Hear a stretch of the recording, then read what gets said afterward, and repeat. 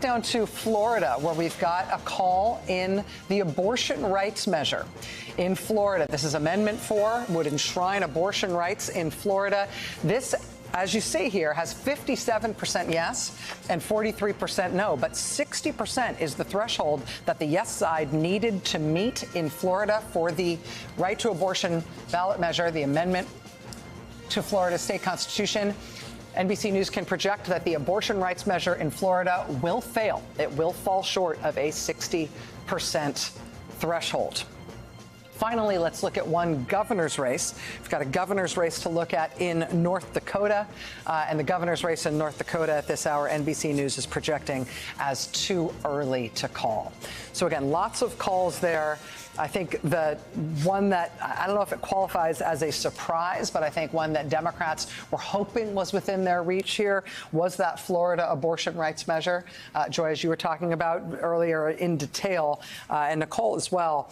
Again, it looks like it's going to win, to Chris's earlier point, by a very large margin, but not a large enough margin to put it over 60 points, which is what they'd need to get a yes. Yeah, and this is the reason that Republicans wanted that 60-vote threshold, because, and as they tried to do in Ohio, you know, Governor DeSantis has bet his political future on being the champion of denying women their rights over their own bodies. He's competing, obviously, with the governor of Texas. He's thinking about a future in which he would like to inherit Donald Trump's white evangelical base. And he's decided that this is his marker, and he's been willing to use really the awesome powers of the state to try to intimidate and bully even television stations in the state against running ads in favor of that protection. So it will defy all of the other states, including very, very red states that have protected women. Florida, in a lot of ways,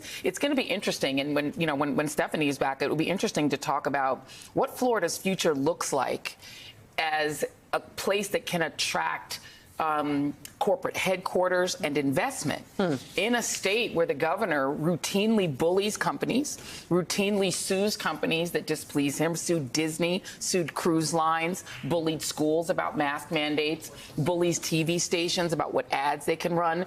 It's a pure Project 2025 in miniature in Florida. And that kind of extreme, sort of extremist right-wing fascist type government in Florida, does that make it a more attractive place, or does it make it more like some of the other southern states that don't get a lot of investment and interest from, it also particularly international investment? That Florida, trying to be an international business hub, but also, even without everything you just described, they will now continue to retain an incredibly draconian 6-week abortion ban, which is going to make it hard to persuade any large company that they should move their female staff there, let alone any of their staff that has female Can I just make offspring. go ahead, Lawrence. In what is another triumph of the minority in America, minority rule in American democracy in the 21st century, beginning with George W. Bush becoming president with less votes than Al Gore in the country, right through to tonight, 57% in Florida loses. That's what loses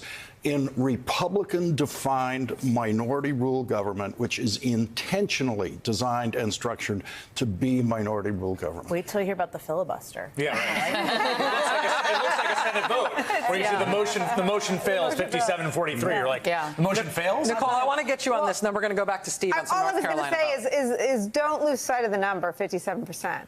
Because if Harris's gender gap ticks up to 50,